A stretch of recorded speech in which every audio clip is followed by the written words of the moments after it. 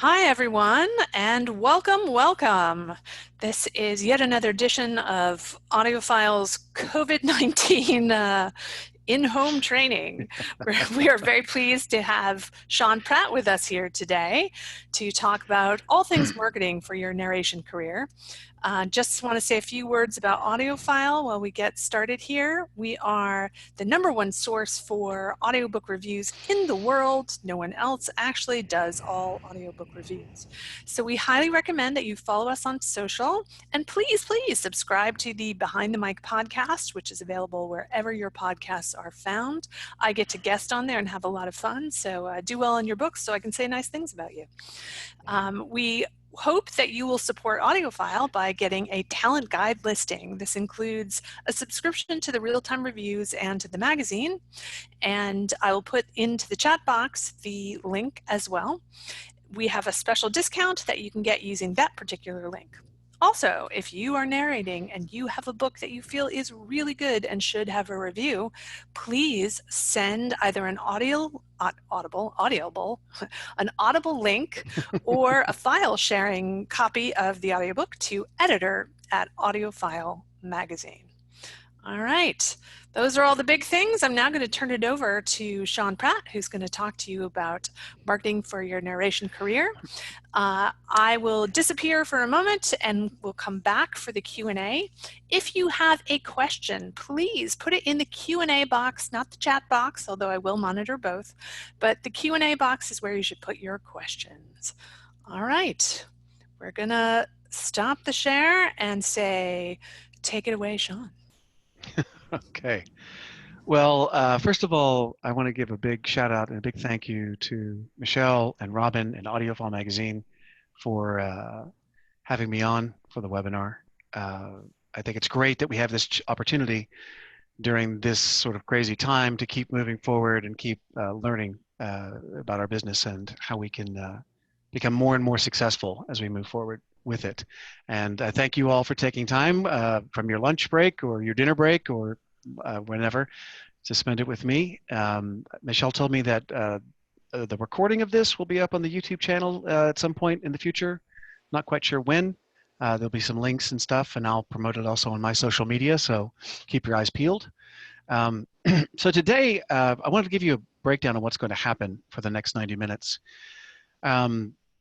We're going to be doing sort of I'm going to be doing a bit of a lecture for about the first half of this, and then we'll do a Q&A in the back end. So like Michelle said, if you have questions that pop up, send them into Michelle. She's be my filter when we get to the Q&A, and we'll try our best to get to as many of them as possible before we run out of time. But the purpose of today's webinar is to do a sort of a deconstruction of what is marketing and why it's important for you to understand the structure and the guidelines behind marketing. And then we're going to move forward into how it applies to us as performers in the world of audiobooks, how we can learn to describe our voice, as it were, and then how the act of doing that, of describing our voice, sort of sets off a domino effect of then how it influences our demo selection, creating a website or being on other social media platforms as well, and why it is so important, and so important to take the time to get it right. So that being said, the starting point for this idea that I had for the presentation started with, I was sort of brainstorming one day, quite a long time ago, and I thought there was a big problem. The problem being that narrators are promoting something that they haven't yet defined. I get asked all the time by my students and by, if I'm at a social event of some kind, they say, well, how do I market myself? How do I send that? When is a good time to send this to Tantor? How do I, what kind of demo should I use? As if there's just a quick answer to it. And what I try to tell them is that, well, you're at step 20. Okay, when you get to that step, you've missed all the stuff behind that. Starting with what is marketing itself. And if you don't understand the steps involved, your efforts will be scattershot at best and very much hit or miss. And you can make the wrong impression if you're not careful. and set yourself back in your career. So that was the general statement, the problem I defined for myself. Why did narrator, they're promoting something that they haven't yet defined. So let's start with some terminology. Let's start with the concept of what is known as a marketplace. A marketplace is something that can either be geographic or within a theme of a certain product or service. So a geographic term for marketplace could be something like the farmers markets here in Oklahoma City. That's a geographic location and they sell a certain thing. Or you could be online and you could say the marketplace for athletic shoes. And you can find those on multiple websites. Those are called marketplaces. Those are areas that a certain thing or either a specific item or a theme of items are sold. Okay, that's how I'll use that term marketplace. The term marketing is actually an umbrella term. It's a verb, but it encompasses a great deal of steps. All right, it starts with things like analysis of a marketplace, the creation of a product or service, which I'll refer to as I move forward as a widget. That's a generic term that you use in business. Then we have the act of positioning, which is the act of marketing itself. The term marketing exists within its own term of the bigger umbrella. How do you position that thing you're going to sell? Then we have advertising. Then we have selling, and then we have getting that product to the client. So all of those things encompass the concept of marketing, which is what a business does. So the first act is analysis. And what that really means is that someone looks at a marketplace and they perceive a need that's not being met. So for instance, I'll use the farmers market example. Let's say that I look around at all the farmers markets in Oklahoma City or in other cities in the area, and I see that there's nobody selling baked goods. And I go, I see a need here.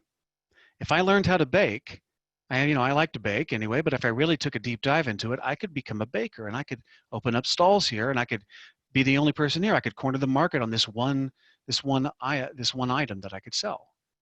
So in that case, the concept of marketing is someone sees the need and they create a product from scratch. I'll be using my magical red cricket ball often to refer to things in the webinar. So they say, I'm going to create this thing and it's going to fit neatly into that void in the marketplace.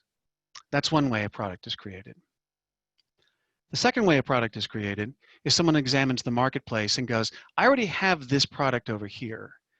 And I think if I tweak it a little bit, I can make it fit multiple places, right?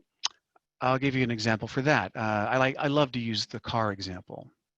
So back in the 70s, we had station wagons. And we had, on the other end of moving things and people around, we had big cargo vans. And so the car manufacturers got feedback from the mainly women who were stay-at-home moms who had station wagons. And the feedback was, we don't have enough room in the station wagon anymore. We need something bigger that works. But the car manufacturers only had cargo vans that moved huge amounts of stuff. So someone said, let's take the cargo van, let's tweak it, and we'll make the minivan. And that will fill that void in the marketplace. So they already had an existing product or service, and they changed it slightly to fit the new spot in the marketplace. So just to recap, a new widget is made by either someone saying, I see a need, I'm going to create it from scratch to fill that, or I already have something, I'm going to tweak it slightly, and it'll fit into there. And that actually happens for people in our world. I have plenty of students who come to me who have never narrated a book in their life, but they want to do it, so they say, I'm willing to train and learn how to be a narrator with hopes of filling that spot in the marketplace in the audiobook world where I want to work, right? Some of them come with very specific goals, like I just want to do nonfiction, or I'd like to be able to do lit RPG or romance or so on. But they understand there's technique. They have to create the thing that is their audiobook, their technique from scratch. The other kind that come to me are like the minivan example. They've been in VO, or they've been theater or film performers, podcasters, radio personalities, and they say they already have the basic skills of a performer and or working behind the microphone, but now they want to tweak it slightly because they know that what they have doesn't quite fit the audiobook market for what they're looking for in narrators. So they have to change it slightly, and then it'll fit. So they go through the act of creating this. And like I said, if you're a newbie, that means getting coaching and learning from your contemporaries, listening to audiobooks and so on, getting a subscription to AudioFile magazine to find out what's happening in the industry. Um, and if you are already established, the creation, like I said, is learning a different kind of technique. The analogy I like to tell my students who come from a performance background is you are a guitar and you've only been playing rock and roll on this guitar, but now we're going to learn how to play Spanish and classical and folk guitar. Same instrument, different style to fit that marketplace. But then we get into the notion of positioning. And this is where we start to go, okay, how does my particular voice, where do I hear my particular voice in the marketplace of genres in this case? Okay, that's really what we're talking about. When I say marketplace of audiobooks, we have fiction and nonfiction, but of course that begins to break down into different subgenres. So you have to go, where do I hear my voice? Where do I hear, is it in, like I said, lit RPG, noir murder mysteries? Is it in, very heavy, serious, say military or historical nonfiction, right? Which is why, once again, going back to AudioFile magazine, I make my students buy a subscription. And I say, look for that headphones award. If you want to hear a good recording in a certain genre, pick one with a headphones award and listen to it with the ears of a performer. Why did it get the headphones award? What is special about the narration? Why does it stand out? Break it down, right? So you begin to hopefully start to understand why certain voices fit certain genres, why this narrator always does this kind of material. And we're going to explore that further. That's part of what today's lesson's about. So we eventually reach a point whether you are creating your career from scratch or you're coming to audiobooks from another world of VO or film or theater kind of performance, where we have to begin to define what it is we're selling, this thing. What is this thing that is your voice? Because it is your voice you're selling. Underlying your technique, of course. The technique has to be there, but it's about the voice itself. What is unique about this voice? When I first started coaching, I had a lot of people from the VO world come to me, and I discovered that many of them had a tagline, okay, on their websites and on their promotional material. And things like, the right voice right now, the voice you have in mind, or my voice when your voice sucks. And while they can be interesting or funny, maybe memorable, what's actually happened there is something that they have missed a step. They've missed an opportunity as a marketer and an advertiser to influence a potential client, because those phrases actually don't tell me anything about their voice. And once again, it's like a car, like it has 4 wheels and an engine. It has glass windows and it goes forward and backward. It doesn't really ultimately tell me, because all the cars do that. And that leads into this fundamental issue of why do we need to define ourselves like that? Why do we have to come up with something unique? When you first start your VO career, or anything in show business, frankly, you are entering a buyer's market where there's far more of you looking for work than there are jobs available. So what you become from the buyer's perspective, in this case, an author who may want you to narrate their book, or an audiobook publisher, what you are is a commodity. A commodity is something that the consumer has to use every day. And when we like gasoline or yogurt or coffee. So when we have something like that we use every day and that we perceive as a commodity, what that means is, from our perspective as a consumer, that product of gasoline, all of them are the same, more or less. And when something is perceived as a commodity, the driving force about whether or not you're going to purchase that item is based on price. You look for the cheapest gas you can, right? When you go to the grocery store, you're looking for what yogurt's on sale. Or I just need a cup of coffee, so I'll just go into the 7-Eleven or at the gas station. It's a commodity. Unfortunately, when you start, you are a commodity. So what we have to figure out is a way of taking you from being a commodity into something unique. If we can make that transition, something magical happens. You are no longer a commodity. The act of differentiating you from everybody else makes you unique, and then you can charge more money for that. And you have leverage as a performer to negotiate from that new pinnacle you've achieved of being unique to the consumer. Think of Starbucks coffee. Before Starbucks came along, coffee was coffee. You drank it out at the cafe or at the gas station, and then suddenly this company came along that said, "Oh no, we're not just coffee. We're Starbucks coffee. It's ground this way. The beans are from here. We prepare it this way. There's other things you can get at our store, and you can hang out here, and it becomes an experience." And through the act of differentiation, they became unique. And that's why you're willing to pay $5 for a latte at Starbucks, because you perceive it as being unique. It's not Folgers that your mom and dad still drink, right? So it's about that transition, and it's the act of differentiation, that verb. How do we differentiate ourselves? That is crucial. And like I said, it starts with the concept of defining the voice, taking this thing that is your voice, polishing it up, looking at the facets of it and going, all right, what makes this special? How do I describe it? Because as you've already figured out as a listener for audiobooks, certain voices just fit certain genres better than others. The example I always love to use is my friend Johnny Heller. If you've never heard Johnny Heller speak, when we're done, go to Audible and look up some of his noir murder mysteries and listen to them. Just listen to a few samples. And you're going to go, wow, that guy sounds like he stepped out of a 1930s Humphrey Bogart movie. That's amazing. And then you will one day hopefully get to hear Johnny speak in person, and you're going to go, oh my God, that's exactly how he speaks in real life.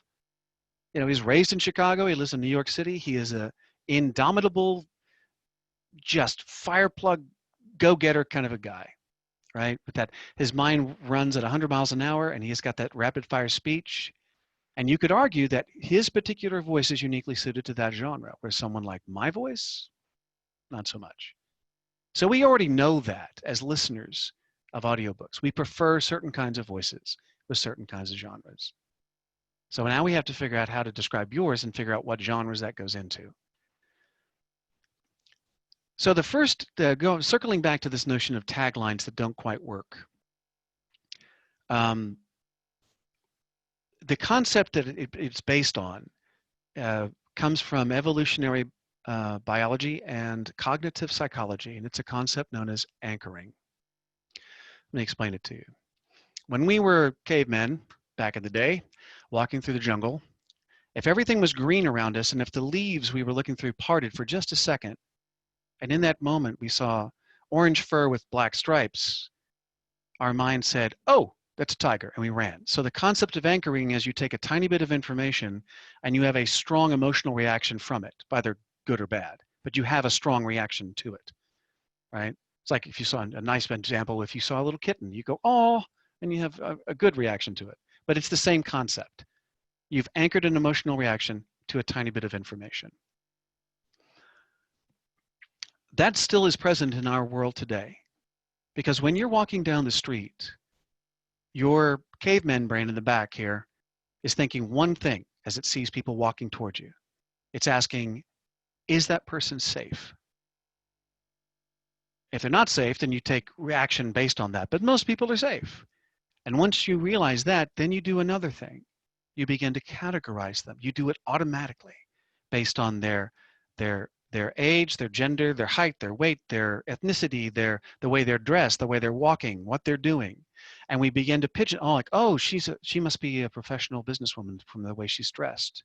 Oh, he's a blue collar worker, or that's a shitty teen, or oh, there's a cute little kid. And we buttonhole people all the time. It's a natural human reaction. All right. Well, advertisers well over 100 years ago began to figure this out. This concept of making that first impression is what I'm really talking about. They realized that if they could give a potential consumer enough information, they could they could prime that consumer to have a positive, they could define a positive reaction to it before they ever interacted with the product or service. Let me give you an example. Let's say I had a pint of ice cream, and I took the lid off the ice cream and I showed it to you, and you saw that it was green. It was green ice cream. And on the outside, I just had 3 words, and they said Christmas, wintry, and cool. You would probably say, I bet you that's mint ice cream, because they put out mint ice cream in the wintertime. But if it said tangy, fruity, and summer, you would say, that's got to be lime ice cream. So in the act of just those 3 words, the manufacturer of the ice cream has primed you for the experience before you ever put the spoon in your mouth. That's called priming. They have controlled the first impression. They have not allowed a generic carton that you don't know what it is, and it's green, and you have no idea, and so you're tentative about it, and then you have to make up your own mind about it. No, they've given you words, language in this case, and this is advertising 101. Anytime you watch a television commercial, those images, the music, the people in them are all designed to have a positive impact on you and influence your perception of that widget, whatever that might be. So there's an exercise I'm going to give you to do. My students are probably laughing because I always give homework no matter what I do. I would challenge you to do this exercise, because this is really this is the starting point. This is the nexus, the genesis moment about this idea of going through to create this thing about marketing yourself. Okay, it's called the 3-word exercise, and it has an addendum at the end. But let's focus on the first part of it. So we can describe the human voice, broadly speaking, along 3 categories. The voice's personality, its energy, and its attitude. So I'll use myself as a guinea pig. When I talk about my voice, its personality, I say that I have a very generous voice. A student of mine who is into Eastern philosophy and Chinese I don't know, thought or medicine, says that I have she said I have a fire sign voice, a fire voice, which means that I have laughter and joy in my voice. It comes from my heart. And so that sense of happiness that I have, it feels generous to people. I'm not an alpha male. I'm not trying to dominate the situation. And it's reflected in the way I come across, the personality of my voice. When I talk about the energy of my voice, I say that it's upbeat. I tend to talk at a pretty good clip and also narrate at a pretty good clip. And I hang out in the upper register of my second tenor voice, using a lot of melody up and down. And that makes the impression of it being upbeat. There's a sense of energy and forward movement to it. The attitude of my voice, I describe as being inspirational. At the core of my personality, I am what I call a realistic optimist, but I am an optimist nonetheless. And so there's something in my delivery, in my personality, or my person, the essence of who I am, that comes across as being, hey, we can do this. You can do this. It's not impossible. If I can do it, you can do it. Let's go. So just to recap, the way I describe my voice is to be generous, upbeat, and inspirational. So what I have just done is taken this amorphous thing called Sean's voice, and I've given it definition. Right? I've given it edges so that you can see it. There's another component. So the assignment would be this: create an email and send it out to your friends and your family and your colleagues. These are people who know you and that you trust to take a little time to think through this query. And you're going to ask them, I'm trying to come up with some adjectives that describe my voice along its personality, its energy, and its attitude. And so I'd like for you to give me some adjectives that you think describe my voice. So send it out to as many people as you can, and you collate their answers. And then when you're done, you should come up with 2 sets of your favorites. The first is by vote.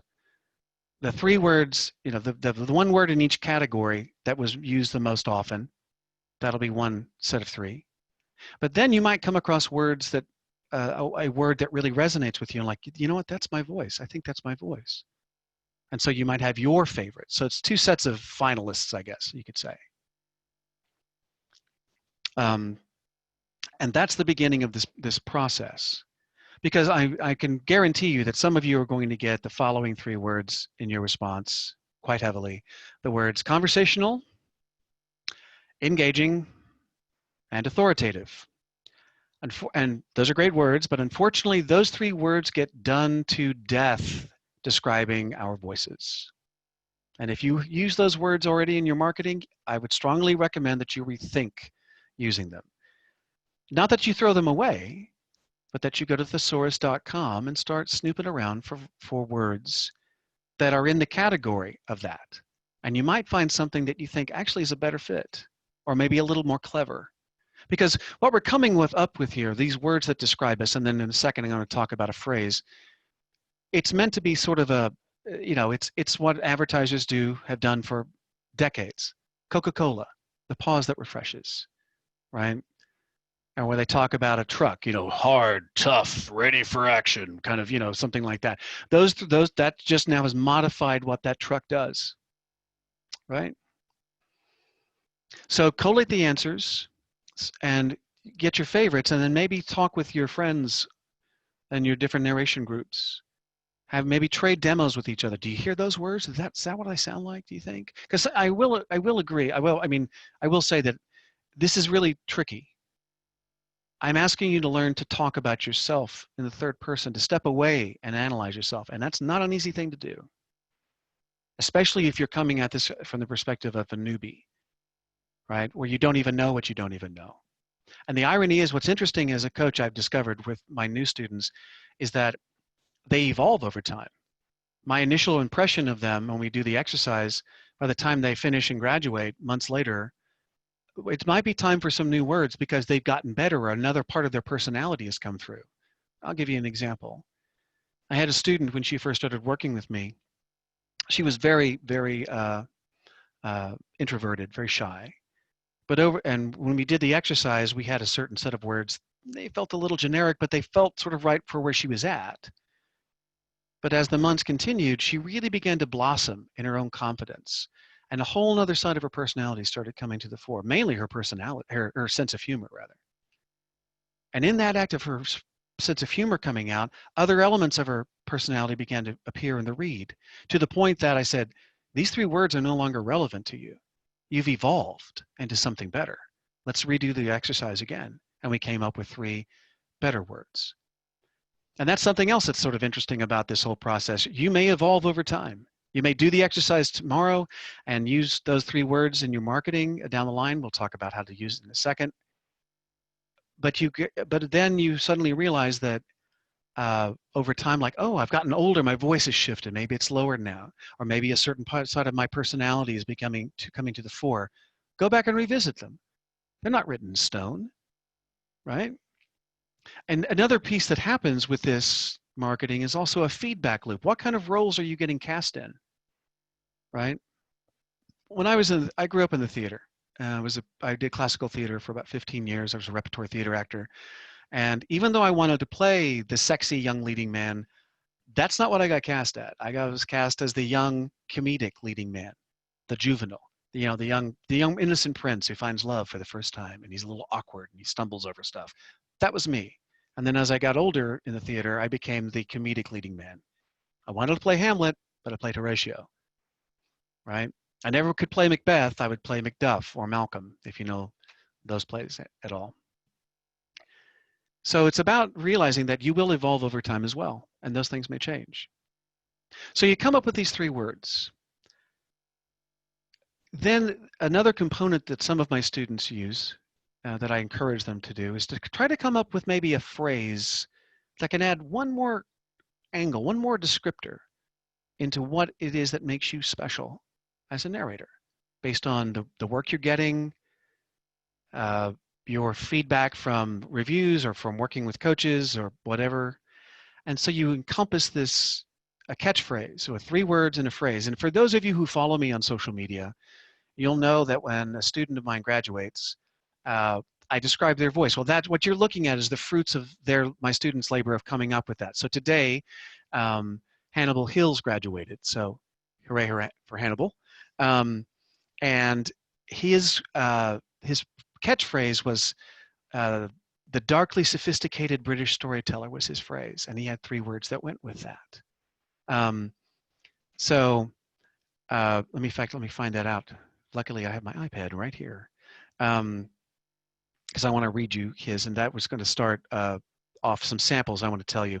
So he describes his voice as being confident, intellectual, and charismatic. And he is the darkly sophisticated British storyteller. Now, why are those words and why that phrase? Well, Hannibal does a lot of sort of intense gothic horror material, sort of graphic kind of murder mystery thrillers, and he's got this wonderful rich baritone, and he's from the UK. So those 3 words and that phrase have now defined him before you ever hit his demo button. So if you're on Facebook, or if you happen to catch the link, go to his website, listen to his demos, now that you know what those 3 words and that catchphrase mean. And that's how we apply them. That's one of the very first steps we do. I'm going to give you a couple of other examples of the fruits of my other students who've done this, just a smattering of them. And I would suggest, if you have the time, go find their websites and listen to their material, because that's where this leads, is to demos. I have a student named Angela Rose Massey.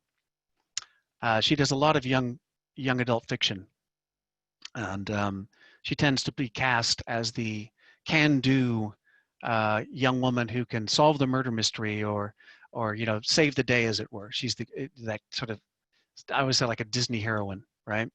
So her 3 words were irreverent, peppy, and honest. And her phrase was, your heroine's favorite pair of sneakers. I loved that phrase. It was brilliant that she came up with that. I can see a young woman who can be feminine, but at the same moment, she can strap on her shoes and chase down the bad guy without thinking twice about it.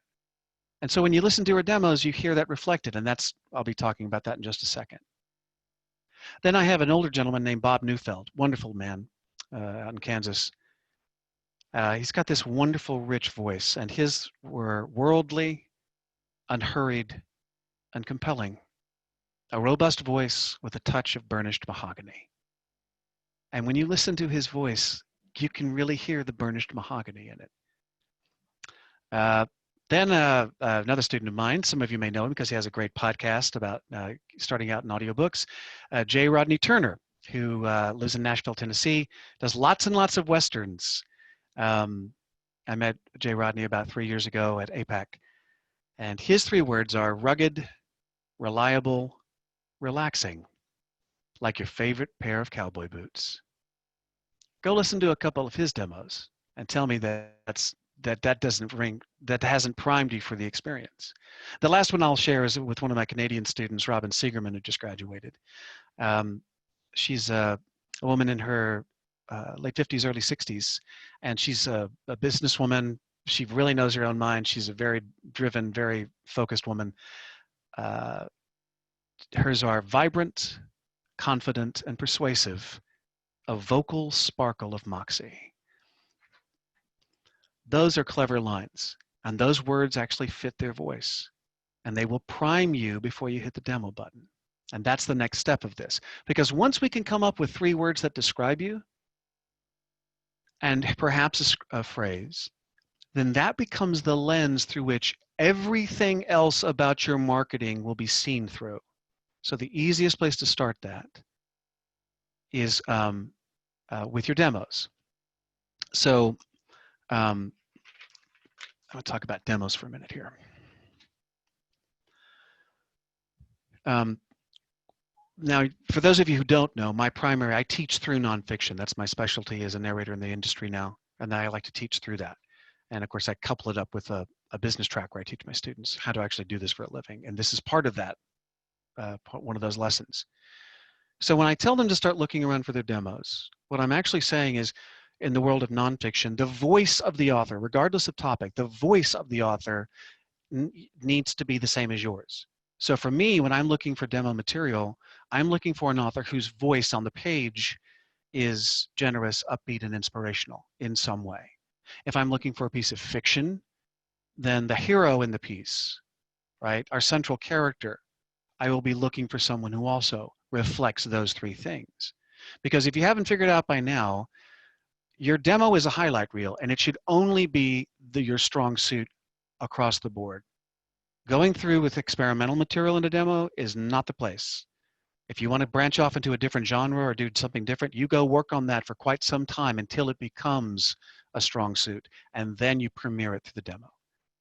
I learned this when I was a theater actor. You never go in with a brand new audition piece. You always do the stuff that reflects the essence of who you are as an actor. So you may want to go back and revisit your demos now after you do the exercise and say to yourself, I've got these 3 words and maybe this phrase. Do I hear that in the author's voice, or do I hear that in the piece that I've narrated, this piece of fiction?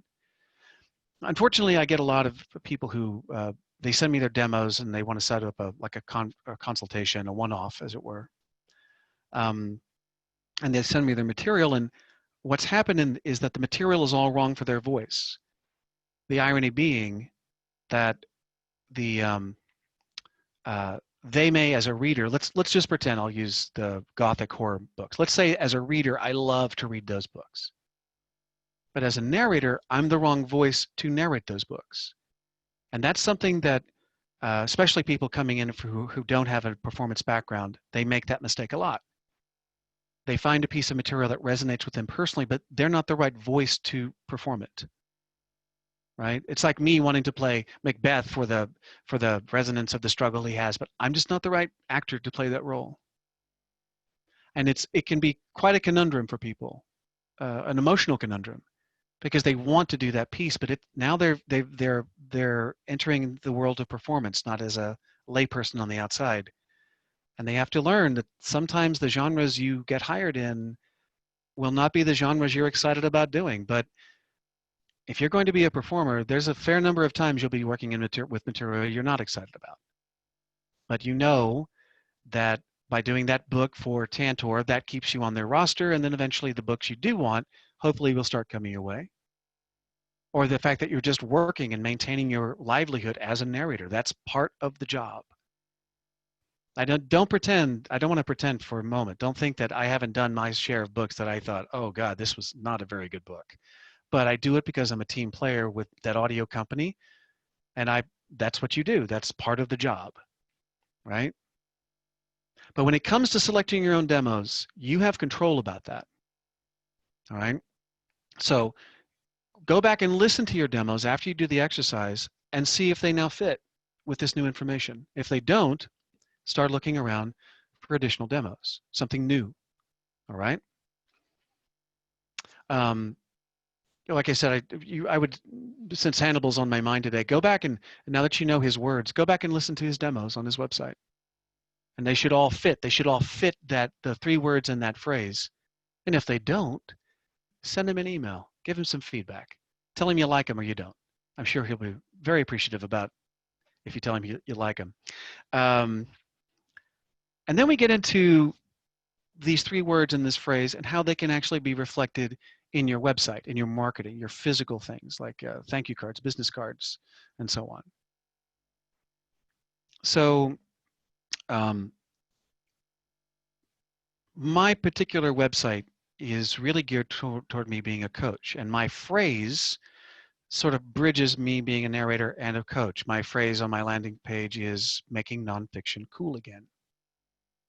My 3 words, by the way, generous, upbeat, and inspirational. If you go to my demos page, you'll see a picture of me at the top of some stairs, and there's 3 stairs underneath me. Well, guess what 3 words are on those 3 stairs? So if you take a moment to read those words, I've actually primed you on a subconscious level before you hit the play button. You see the image of me, you see the words, you hear my voice, and your brain does the math. And if I've done my job and got the right material, something clicks. That's the value of describing your voice. All right. So the website also becomes an extension of that. Now, there are many people out there who do not want to use their own photographs, and it's becoming harder and harder in the world of audiobooks not to. because publishers and authors, they want to promote the material using you. They've realized the value that we bring to the performance. It's been a nice journey. It's been a hard journey, frankly, from 25 years ago when I started, where a lot of audiobook publishers weren't really interested in highlighting the narrator. We were just talent they hired. They were focused on the book and the author. But we've come a long way since then. In fact, I just last week I had to send in a biography and a photograph of myself for a project I did for Macmillan that's going to be released soon. Why? They wanted to go out with the promotional materials for when the book is launched. But there are some people who don't want to have their photographs on their website. I understand. Then you're looking at trying to come up with some kind of clever logo, some kind of graphic representation of your 3 words and phrase that you can use, and other images that reflect that. But let's go with the premise that you're going to be on your website, a photograph of you. So I have to ask myself, or you would have to ask yourself, how would your 3 words be visualized, right? The setting you would be in the photograph, the way you would have your hair, the clothes you wore, the colors of the clothing, what you're doing in the photograph.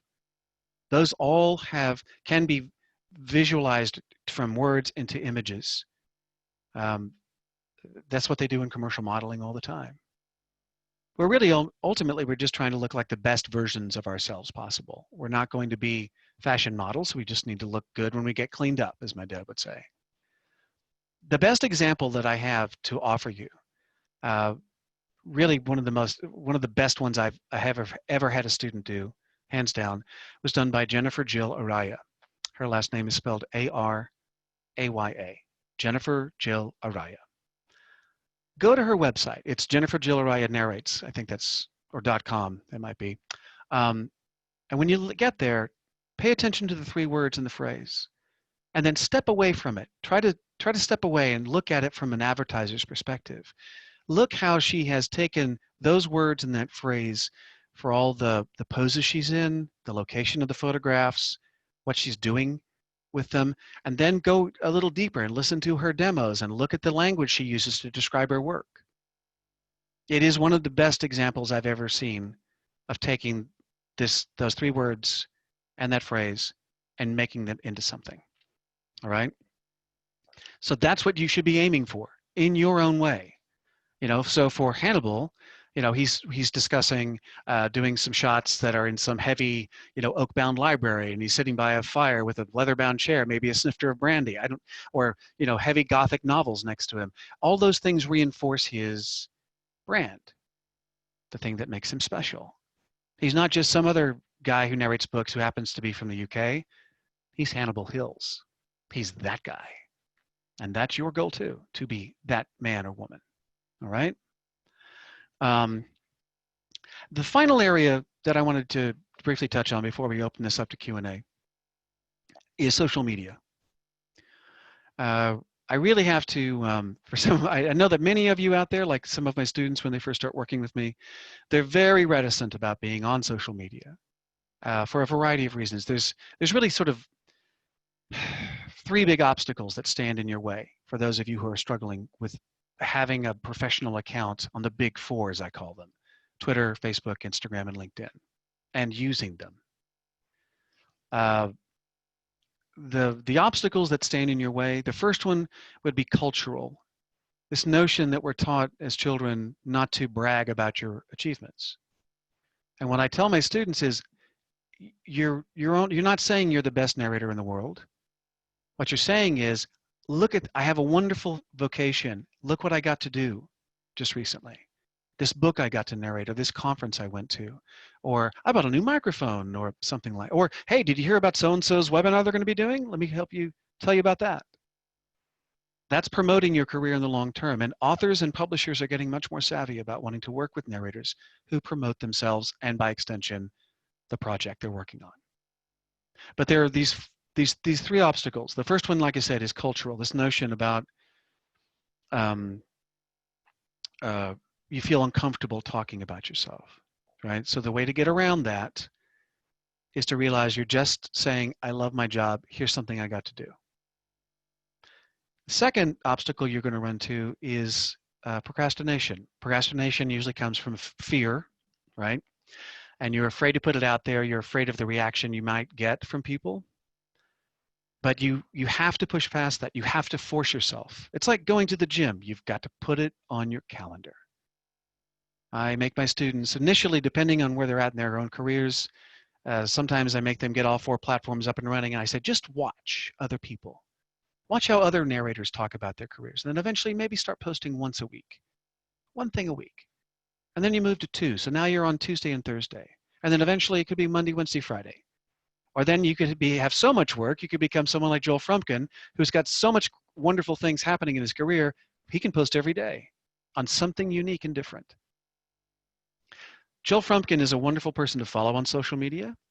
Another person to follow that I would strongly recommend is Amy Deutschler, a student of mine that these are both graduates of my program.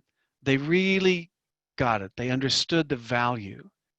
And frankly, I think they understood something with that first obstacle, is that there's something exciting. When you really love what you do want to talk about it and share it. So it's about tone, right? You're just saying, look at this. This is wonderful. This book was heartwarming, or it was really challenging, or I had a great time doing this. But you got to put it on your calendar or it's going to slip away. The third obstacle that runs in for a lot of people is cynicism. People start posting and they get up and running and they start posting like, I only have 2 followers on Twitter. No one liked my thing on Instagram. I know, I get it. Same thing happened to me when I started doing those platforms. But eventually I got 1 follower, and then 2, and then 5, and then 10. I don't have a ton of followers on my stuff, by the way. On like Twitter, I think I have less than 2,000. But there are people who want to know what I'm putting out there, and that's what matters to me. So you have to, and so it's not the immediate effect will not happen. I can guarantee you. Okay, a lot of people think of ongoing social media things like this. They unconsciously sort of equate it to, say, planting a flower garden. They think that for every post or seed they plant, they're going to get a positive response, or they hope an offer or a book or an audition, and it doesn't work that way. It's that on a regular basis, you're chucking a handful of seeds out into a field, and eventually you're going to get a flower, but you will never know when that flower is going to pop up or from what handful of seeds it came. But you've got to commit to it. Think of any business that you know that is successful. They're advertising, they're talking, they're interacting with their fan base, right? And that's another wonderful thing about social media. I encourage you, for the next book you do, and you're going to be posting about it, find a Facebook group or Facebook groups that are into that topic. So let's say you're doing a cozy mystery. There are cozy mystery Facebook groups out there. Join them. And when you have a book, post about it on there. Say, look, I'm doing this really wonderful book. You guys should check it out. I do that all the time with business books. I talk about it, and then on LinkedIn last year, it landed me a 17.5-hour business book. It just came in through the inbox. Why? Because I had an author who follows me on LinkedIn, whose book I did about 4 years ago, and he kept forwarding my posts about business books to a colleague of his who was writing a book. And when that colleague was ready to have it done or recorded, he asked me first. All because I was on LinkedIn talking about what I do. And it is all 4 of the posts, guys, right? It's the same post along all 4 platforms. If you follow me on social media, you'll see that's what I do. This also speaks into a larger issue about brand, and I know a lot of people hate the notion of branding, but I think of branding more as a personal thing, a personal reputation. The brand that you put out there is in parallel with the brand you are as a narrator. They reinforce each other. In other words, Hannibal doesn't post dark, graphic, bloody things in his social media posts. He's saying, I have a wonderful thing that I get to do. And it's in the action, the interaction he has on social media. It reinforces the brand that he is a professional, he's a nice person, someone you want to follow and get to know, and you're interested in. So the posting can reinforce, yeah, Hannibal's the guy who does these kinds of material. But the secondary thing is because it's regular. We go, oh, he's really got his act together. I read his stuff. It's always positive and uplifting. I want to work with that person. I want to know more about him. So that's where your branding, your social media work can reinforce just the general knowledge that this is you, this is what you do that's special, and then we want to get to know you as an author or as a publisher. I mean, look at like I said, when you look and see your colleagues out there promoting their work, if it's positive and uplifting, great. The last thing I'll say about social media before we open it up to the Q&A, my personal philosophy about it is I have a bright red line between my personal accounts and my professional accounts. Sean Pratt on Facebook will talk about anything he wants to on his personal account. Politics, religion, the work I'm doing as well.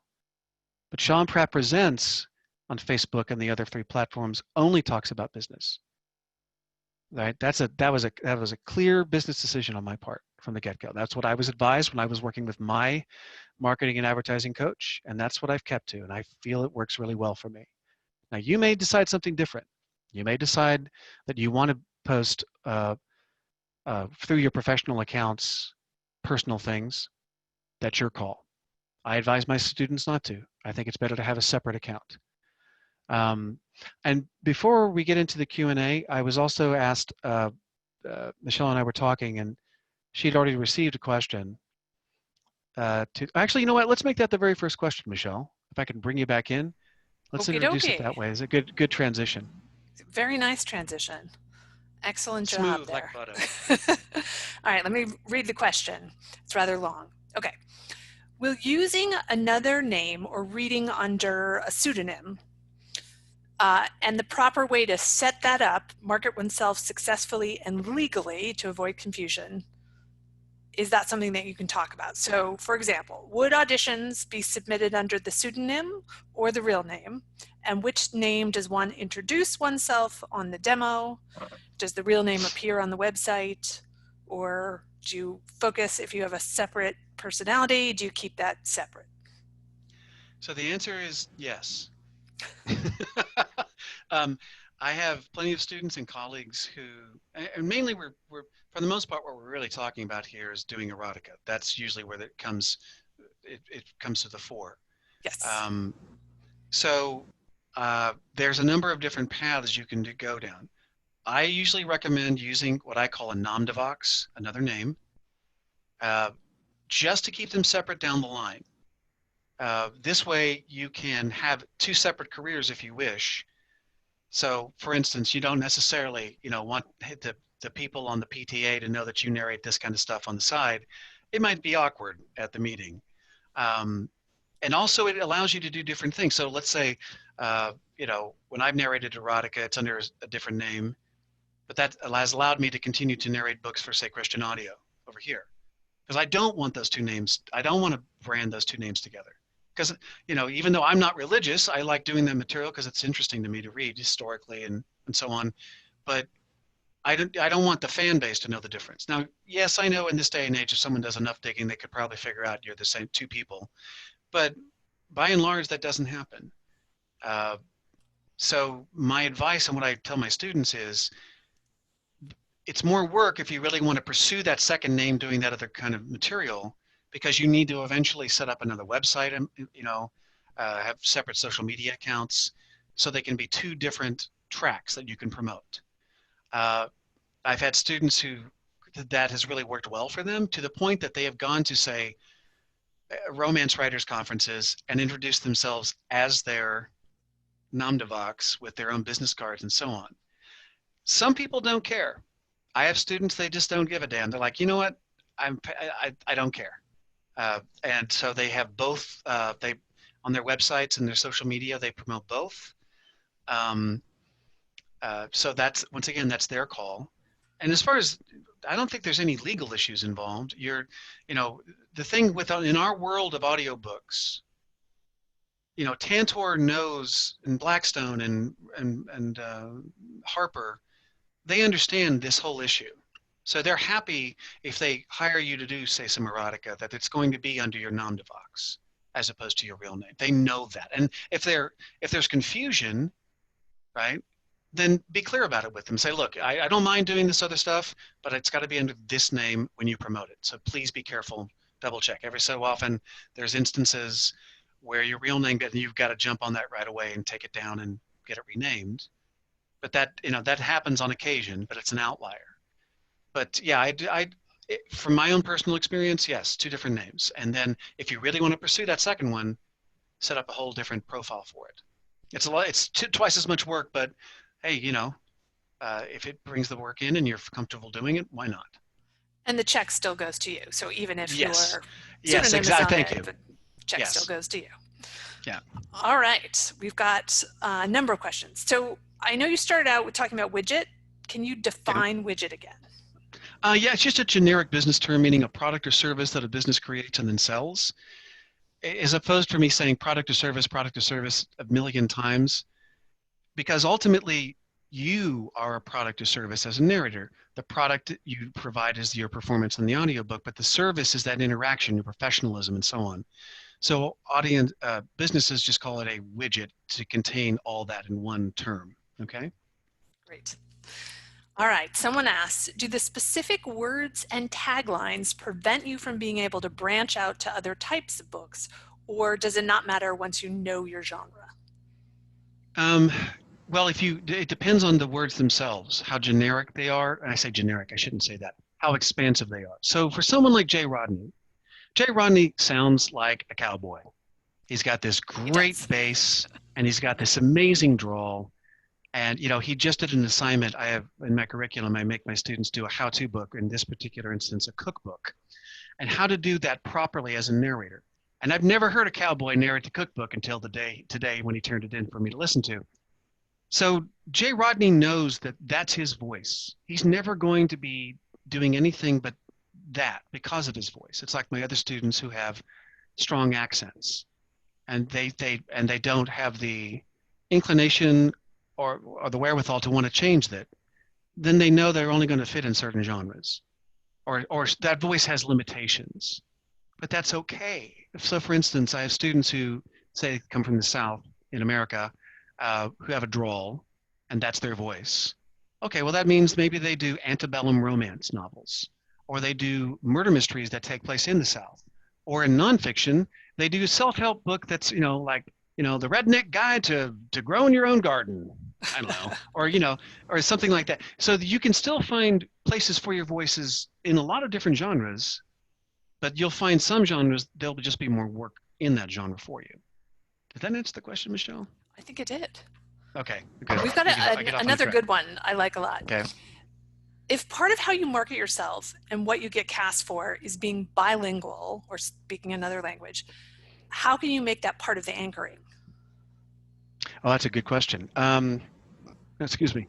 Well, you would have foreign language demos, and then you would have to do the research of finding those companies that are producing foreign language audio. Like Dion Audio now is doing a lot of foreign language, Spanish language material. So it takes a little extra work, but then you would just need material in that language. What makes it interesting to me, depending on the outfit you're pitching to, like over at Dion, they have people who speak Spanish. They can, they're looking, is it Castilian or is it Mexican Spanish or Venezuela Spanish? So they have to know the difference. As far as like beyond Spanish language, it gets really tiny. German or French or whatever. But there are some markets, and those might be homegrown in the country. So you'd have to market into those. But to me, though, the core of the voice stays the same. Whatever language you're speaking, your personality is coming through, and it can be described, and it should be the same for that culture. I mean, I suppose that's an area that I've really never done a true deep dive in because I don't have any students because I can barely speak Spanish, much less anything else. So that's sort of the limit of my experience on that. And I would say to you, from my experience in the growing audio world, German is a very robust market, and French-speaking Canada is actually rising up in terms of their audiobook production. So pursuing a Canadian, if you speak French, pursuing Canadian companies who are sometimes recording in both French and English can be something to think about. That's right. That's right. So yeah, there's just that money if you can speak and if you are fluent, a native speaker, because that's what they need. It opens up tremendous possibilities. All right. So what were the three overused words not to use to Ah, describe your voice? yes, they are conversational, engaging, and authoritative. Another one might be Authoritative, yes. knowledgeable Ah, sometimes. It's just that, oh, and I want to, oh, I'm glad you brought that up. So I mentioned Jennifer Jill Araya's website. Speaking of repetition and things you shouldn't use, there's one photograph on her website that you will not see, and that is the picture of, I can't even do the, I want to do the stunt, of the guy with the headphones doing this, yeah. okay? That picture has been done to death. I strongly encourage you, if you have that picture on your website, I would strongly encourage you to find a nicer picture of yourself that would reflect those three words, or just something nice. Because once again, it's like if you watched, every time you watched a car commercial, they always had a cutaway of the car being built in a factory. After a while, you're like, yeah, I get it. The car's built in a factory. I don't need to see that. That's wasted advertising time, right? So the idea there being, it's just a wasted picture. You could do something so much more effective. So go ahead. That's a good point. All right, someone says they're a little confused about the difference between personality and attitude in the context of three words. For example, would a word like snarky or wry be a personality or an attitude? Oh, very good. Oh, that's tricky. You almost have to take it on a word by word basis. You can have the person. I can be generous in my voice, but I may not be inspirational. In other words, I could be helpful, but not someone that inspires you. It's a subtle distinction. And here's the truth. Oftentimes when we get these words back and we start looking at them, I don't really, I just use those three areas generally speaking. What we're trying to find are three words that really can describe it. And when I make the initial assignment to the student and when you approach your friends for feedback, what you're trying to do is just get a third word in there. And then hopefully that third word triangulates your voice better. So when I created this exercise for myself, and it was to be, if you really want to know, the history of this idea was when I would do character voices in fiction, I would write down those, what's the personality, what's the energy, and what's the attitude of the person in any given moment, or the general attitude. And that's how I used to write down the adjectives when I would describe a character's voice. And that I just took it one step further. So yeah, you're right. There's a bit of overlap on those two terms, but it just helped me give me some kind of third descriptor to work with. Okay. So someone says, love social media. What hashtags should she follow to find VO artists? Oh, good Lord. Of course, hashtag audiobooks. Love Yeah, hashtag audiobooks, right? audiobooks, hashtag voice actor, narration. Uh, yeah, I mean, it's funny. If you go onto LinkedIn and want to make a post and you put one of those words in, it generates these suggestions. And those are great suggestions to follow, but those would be mine. And of course, then you look for things for like when AudioFile, like, June is audiobook month, and if you're watching social media generally and following your colleagues and friends, you're going to see the hashtags that they get to use. Yes, thank you, Brian Can, for AudioFile, hashtag AudioFile. And also, AudioFile magazine, yes. yeah, exactly, exactly. So yeah, I mean, I think the obvious ones would come to mind. As a working actor and voiceover artist, my audiobook world is integrated into the general website for that work and for social media both. Should I create a separate entity for audiobooks across the board? Um, Boy, it's a good question. What I, if you're a working performer, my go-to option would be the structure of the website is you have a landing page with your image on it. Okay, it's just a landing page.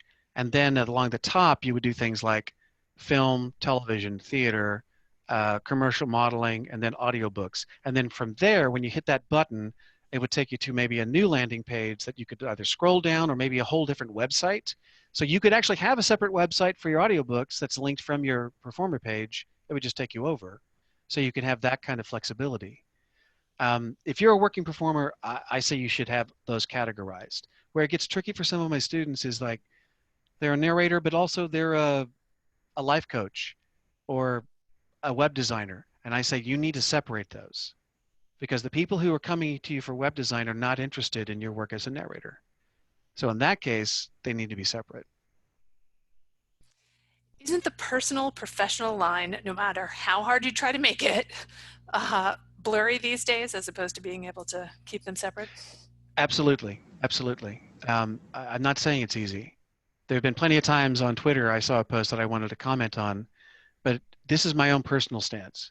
Yeah. I just don't want, I just want the line to be very clear, right? That's what I have my personal Facebook page for. So when I get riled up, I go post something on there. Now, I also talk about my personal work on my personal page, but I talk about other things as well. So that's my one outlet that I talk about. I just like to keep it, but there comes moments that that's your call. Like we're seeing a lot of corporations now doing social media posts about Black Lives Matter and the protests, and they made a calculated decision that that's okay. They feel strongly enough about it to make to make a post about it.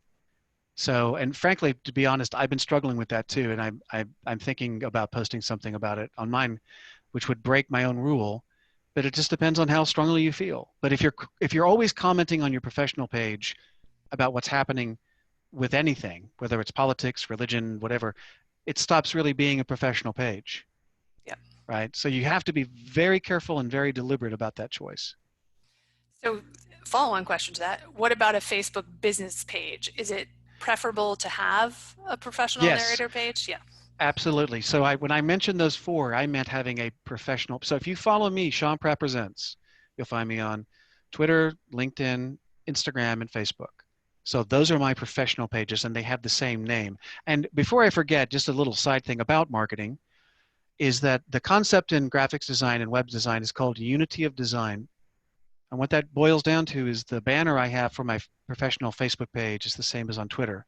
The avatar photograph is the same across all of them. The biography, the little truncated biography, is the same on Instagram, Twitter, and Facebook. So could be, if you think about it, if you see somebody on one platform and want to follow them on another, what if you type their name in, you're going to get a million John Smith. So what are you looking for? The photograph. That's why your picture has to be exactly the same. And if possible, the exact same name. So mine is SP Presents. So yours could be Mary Smith VO across all those platforms, and that's how they'll look you up. Here's a good question from those who are not yet established. How do you deal with radio silence from professional or from potential clients that you've reached out to? They're starting to get a little discouraged on not hearing back. Okay, so I'm assuming she's probably meaning like major publishers. I'm going to I have to would I assume. would assume, So, yeah.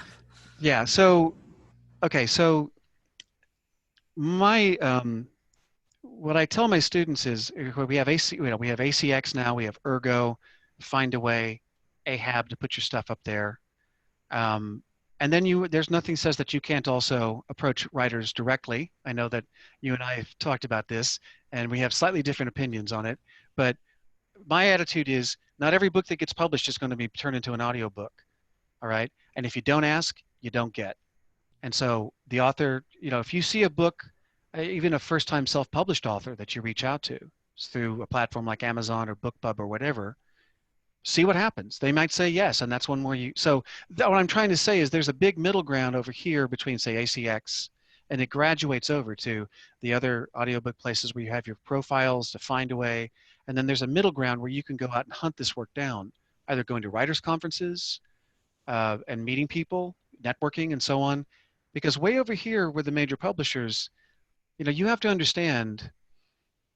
Let's just take Tantor, for instance. Tantor is owned by Recorded Books. And the ladies at Tantor cast Tantor's material, Highbridge, Christian Audio, and Gildan Media. 4 different companies, right? They're probably, I'm just ballparking it. I'm sorry, I'm going to guess that they're casting 40 to 50 books a week, maybe, when you count all those platforms. And so they don't have a lot of time necessarily to go and view every single email that comes through their door. There's always some fire to be put out. That they're dealing with. So I guess to get to the point of your thing is if you don't get a response back, that's welcome to show business. You're looking for that, the idea of you're looking to be in the right place at the right time. And the only way you can generate that is by always putting yourself out there. So maybe you reach out twice a year. Maybe you try to look them up at an APAC event. joining the APA is a big deal. If you can go to a cocktail party, obviously now they're online, but eventually we'll have physical ones again. And you go to APAC, you go to these kinds of meetups to press the flesh and follow up with it. It's a long process, but yeah, sending a blind email when they don't know who you are, your odds are pretty slim. But that doesn't mean you should give up that in the long run. Just refocus your energy to going after writers or getting on those other platforms, like I mentioned, and hopefully the work will start to flow from there, and you'll build a stronger resume. So when you come back to them, you have something new to present. Here's a good question again for someone new. Should the demos be the same across all platforms? So ACX, your website, Yes. AHAB, be. So here's the reason why. Uh, and just as a side mention, I make my students are only allowed to have 6 demos on any of those platforms. Thank you. The reason why, okay, so here's the example I always use in workshops is, how many of you watch Netflix? And I'm sure a lot of hands went up. So what I say, yeah. So has this ever happened to you where you say, you know what, I want to watch an action movie tonight? So you make some popcorn, you grab a beer, you sit down and you got the clicker and you go to that category and you start clicking through the options. Yeah.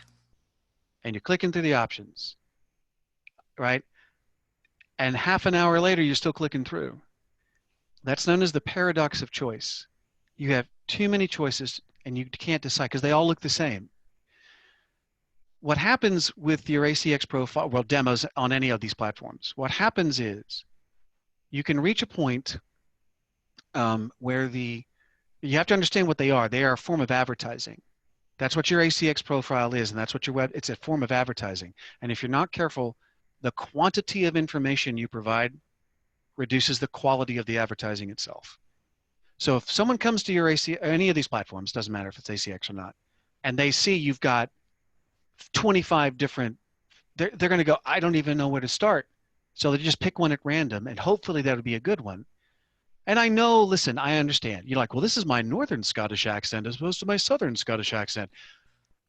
I understand all that. If you're really that good with accents, then do a demo that's nothing but an accent reel, right? But keep it simple. It's better to have 6 really strong demos than it is to have a dozen or more across the thing, right? Keep them simple like that. Less is more in this situation. Because here's the deal. Sometimes it does happen that you will get a job just based on your demo, but usually what happens is you'll get the audition based on your demo. And then you read their material. Good advice. I Yeah. concur. Someone's asking more about social media. How important is it to interact on the 4 platforms other than your posts? Can you just post, or do you have to have a larger presence? I try to interact with, anytime somebody makes I always, I monitor social media all the time, mainly as a coach, but also I look from the posts that I make. So when I make a post about what I do, I do check it. And if someone makes a comment, I always, come in, and most of the time I will like it. And then if they make a statement or a question, I always respond, like even on my YouTube channel. When people go to my So You Want to Be a Narrator video, if someone leaves a comment, I will try my best to reply. Yes, they like that interaction. It makes them feel, well, that they were noticed. So yes, I do try to interact. Now, as far as if you're a member of other groups, like say the ACX group or the Professional Narrators Association or whatever on these, some of my students, I tell them, look, at the bare minimum, I want you to stalk the group so that you can find out what's going on, right? So you hear, oh, there's a brand new audio company, or hey, stay away from this producer, they're an idiot, or did you hear about this thing with AI or whatever? At the very least, you should be monitoring those social media platforms that are outside yours and posting if you feel comfortable. But at the very least, you can it's the water cooler. You can hear what people are talking about, as it were. And then if you feel driven to make a post or a comment, then do so. But like my friend Johnny Heller says, if you're going to be an asshole, you might want to hold off on that card, because if you behave badly on social media, that reinforces your brand in a bad way. Every post you make either adds to or detracts from the image people have about you. So if you're going to leave a shitty comment with somebody, or they leave one with you, ignore it. Because if you start tangling back and forth on a public thread like that, nobody wins. It's that thing about wrestling a pig or whatever. It's not worth it. Okay. We've all seen people literally self-destruct on social media. And now suddenly they get defriended or kicked out of the group, and nobody wants to have anything to do with them. So just the word of the wise. So the default I tell them is just read. And do you use any particular tool to submit to the 4 social media platforms? I'm glad you brought that up. No, I do it individually, and here's why. I tried Hootsuite for a while. Yep.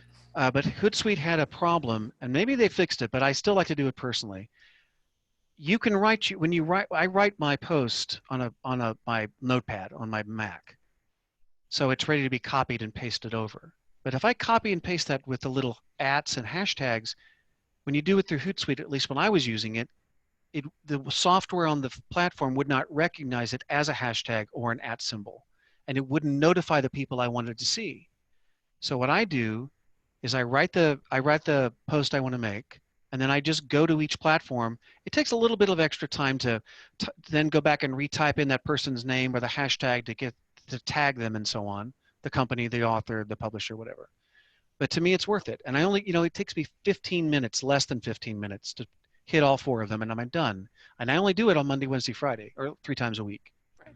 So, that's just admin work. So I've yet to find a piece of software that will hit everything with the right, and do that tagging for me. So if there's one out there, somebody chime in. I have yet to see one.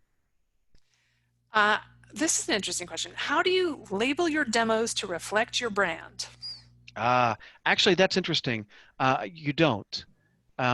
I advise my students, they need to be labeling their demos as generically as possible. It's about the content. Yes.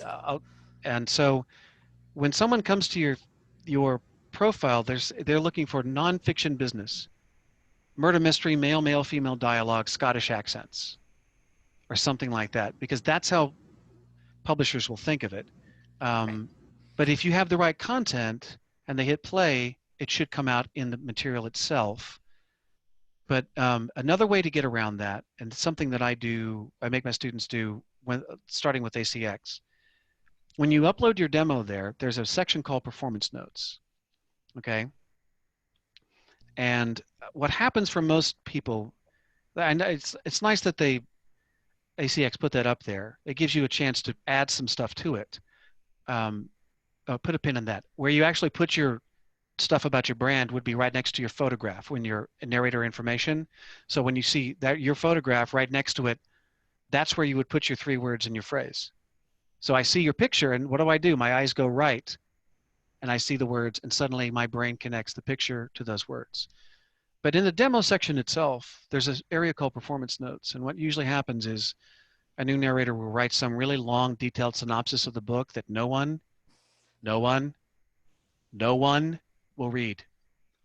So what I have them do instead is a little clever piece of advertising I learned a long time ago. Create a 1-sentence question that gets answered inside the demo. Will Mary escape the burning building in time? What percentage of American men over 53 actually exercise doing yoga? And then in the piece, it's answered. So if they actually take the time to read that, it's like a movie trailer or a little tease. If they take the time to read it, when it syncs up, and oh, that's interesting. So, but as far as reinforcing the brand, that actually goes into the selection itself, but the naming of it should be generic. Okay, back to social media. Should you get permission from publishers before posting projects? Generally, yes. Some people, especially if it's obviously if they have an NDA or an embargo, yep. What I do is, as a matter of course, when I'm approached by a publisher about a book, I say, "Can I do it?" So yes, I ask permission.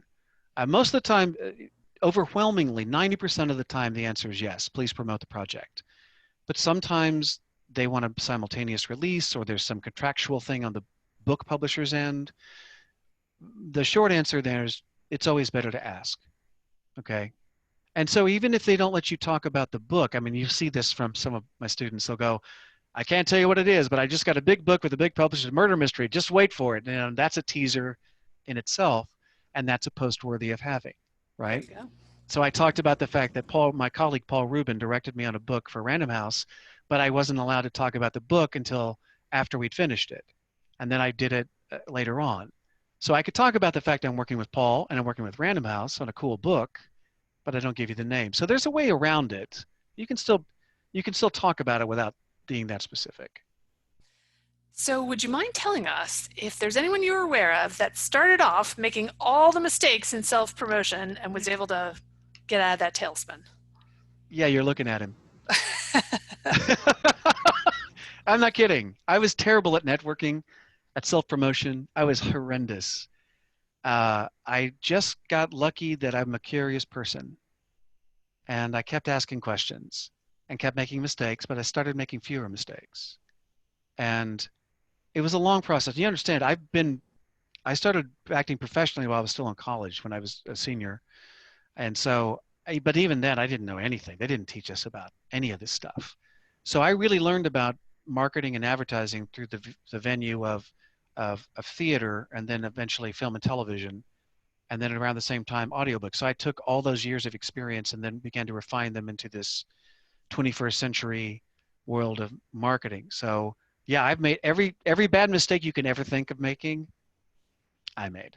Even right down to like making stupid, shitty posts in social media, to pestering casting people too often, to not following up with a breadcrumb of an idea or a follow-up with an email. I've made every single mistake you can think of. All right, another demo question. So it seems as if demo lengths are getting shorter. What do you recommend? Okay, I have a very I don't want to say revolutionary. That sounds a little highfalutin to me. Let's go Okay, for it. so Revolutionary. yeah, so here's the deal. The problem is when you talk to an audiobook producer or casting director, they'll tell you basically, I only listen to the first 30 to 60 seconds. Yes. Fine. They listen to audio, they listen to those things. That's because they listen to them for a living. Okay. But here's the thing that came to me about a year and a half ago. There's a second audience that listens to those things that needs to be addressed. And you need to acknowledge in the cutting of the piece. So first of all, the demo itself can be abridged. Let's just start with that. Okay. It also doesn't have to be something that you have actually narrated. I would just say stay away from famous stuff like Harry Potter. Um, but you actually have two different audiences that need to be satisfied in the demo if you want to be clever about it. Okay, so the first audience are those casting people like Juliana Wilson or Guy Oldfield at Macmillan. And they're only going to listen to the first 30 to 60 seconds. So that means the opening of this demo has to kick their butts and grab them by the scruff of the neck and not let them go. But there is a second audience that's just as important. And those are the actual authors and book publishers who might listen to your demo. So I tell my students that their demos need to run between 3 to 5 minutes because the opener is for Guy Oldfield, but then you need to have a logical middle and a definite ending to the piece. Okay? So you can take some, let's say there's a great scene in chapter 7 of your book, and if you've narrated the entire chapter, it's 25 minutes. Well, you take the opener and the closer and find something in the middle. You Frankenstein's monster and stick them together, okay? So that it's you have a good, solid opening, logical middle, and a nice definite ending, and you have now satisfied two different audiences. Because if you're really good, and Guy goes, wow, she's amazing, he might stick around and listen to the rest of it. He might not. That's okay. But when an author, Jane Smith, happens upon your website because she heard you do another book, she wants to hear a little story. You see, she's not a sophisticated audio demo listener, and you shouldn't treat her as one. And so what I make my students do is cut the demo down so it satisfies both those groups. And if you can do that, you're on your way to. And once again, going back to the marketing idea, the demo content itself resonates with your voice, and and that it reflects that even in the little story. So that's what I make my students do. What I'm trying to say is, yes, those casting people are correct, but they're not the only audience you have to satisfy. Yes. Well, and this brings us to it sort of rolls into the next question. So it seems that authors, fans, and publishers are three separate marketplaces. Do you slant yourself marketing in any way to reach each of them, or are you trying to set up marketing that appeals to all three of them? All three of them. Because ultimately, here's the deal. Your fans like you because you keep doing cozy mysteries, which is what the publishers are casting you in. Why? Because your voice resonates in cozy mysteries. I mean, fans who love nonfiction science are not going to be following you if you're, they follow you because of your brand or the style you and your essence anyway. So no, it's the same mark. And also, frankly, that's like doing trigonometry. I can't even imagine, you know, because if you, I mean, think about celebrities in Hollywood. When you see The Rock, or I just popped in my head. So like The Rock has a certain thing. It's like he's an action hero and he also does comedy, but he has his persona sort of encompasses all of that. And depending on the project he's working on, it's just a side of that, a facet. So, ultimately you're trying to be honest to yourself, and then you find where that fits into what genres, and then you have a following in those genres. I think so. Yeah, I wouldn't overthink it. That's a lot of work. Good. All right. We have lots of questions left, but here's a good one. Yeah, let's just keep going. All right. My voice is very small and childlike, which drastically narrows down the genres, and they're having a hard time finding children's books available for narration. I've been previously discouraged from audiobooks because of it. Any advice? Yeah, it's hard when you have a very particular voice. And also, like it or not, the children's book genre, you can't really make a living. I mean, if you're thinking children's book, those are like 5-minute books, 10-minute books. No, producers, they do maybe an anthology, maybe. I would be looking, I mean, depending on how small your voice sounds, you're going for young adult material, and you're looking for books where the protagonist is that character, and that's in a longer form. But as far as like children's books, like, Goodnight Moon kind of stuff, they don't produce those things. Not that I know of. Do you know of that, Michelle? I mean, what is your input on that question? I mean, I'd say for me, children's is a little bit wider. That takes you up through middle grade, and there are a number of middle grade books done. I would say the other thing is, as an actor, even if your voice sounds young, there are things that you can do with tone and pacing to make it not be just for children's books. And I would say, interestingly, erotica is often looking for people that sound young. So if you can find a way to use the tone and pacing to get to a point that doesn't sound childlike but sounds young, you have a much wider market ahead of you. Right. And then you also might want to, work with a vocal coach to see if you haven't already, to see about opening, the human voice is extremely elastic. And, yes, I understand. I have students who have really particular voices. I have a young student in Texas. He's 22 years old, and he sounds like a 65-year-old James Earl Jones. Wow. He's got this amazing voice, amazing voice. And so so he's going to be, there's right out of the chute, he's not going to be doing material for someone his age. It's going to be much older. So, but then to answer this particular question, I would say that working with a vocal coach might also be an answer too. We can do a couple more if you'd like. Okay, 2 more. Any specific pointers to reach out to Spanish language publishers and producers? Not really. You would have to, well, let's take that back.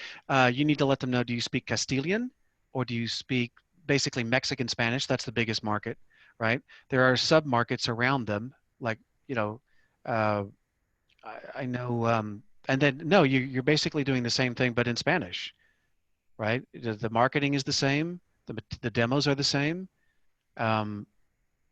Finding the material should be the same as well. There's a wealth of great Spanish language, material out there to choose from. So no, I actually don't think there is a difference. You just, I know that there's some Spanish-based audiobook companies now, but mainly in the United States. I want to say Deanne and Penguin Random House. Who else? Penguin Random House does some. Recorded Books, Simon & Schuster. Yep. I would say if you're looking in more of the Latin American as opposed to well, actually both in Latin American and Castilian, if you look for a company called Storytel, they are a retailer that has works in both Spain and Mexico, Colombia, all sorts of different places.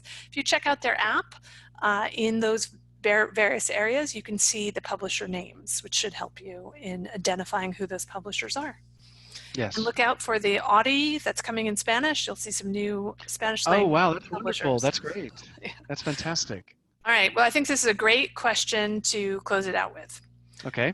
Where did you get your cricket ball and how often do you play? So, my girlfriend is Anna Clements, who is a British narrator who lives in England. And hi, Anna. Um, and her daughters play on the Welsh women's cricket team, and Anna plays cricket as well. And so the last time I was over there, I snitched one to keep as a memento. But I left an American baseball over there to sort of even out the, Aw. the cultural vibe. So no, I don't play cricket. I have watched it, and it's far more entertaining as an American than I thought it was going to be. I really enjoy it a lot. So I use it. It's just a nice little nervous tick thing I get to when I'm teaching, and I use it to point to as examples when I'm teaching all the time. And as a teacher, Sean, where should people reach out to you to find out about your coaching? Yes, you can find me online at seanprattpresents.com, and you can go to my coaching thing and you can read about what I do and how I do it. And then you can also find me on social media. It's Sean Pratt Presents, on Twitter and Facebook, Instagram, and LinkedIn. I have, if you'd like some more of my teaching, if you go to my website, I have different webinars that I've done in the past that are for sale there. And of course, you can always find my recordings on Audible, all nearly 1,000 of them that are still up there, going way back when. So that's how you can find me. Great. Well, thank you very much. I'm sorry we didn't get to all the questions, but I've put my email in the chat box and Sean's website in the chat box. Neither one of us are hard to find. This will be available on the AudioFile YouTube channel probably towards the end of this week. Thank you very much, and everybody have a great day.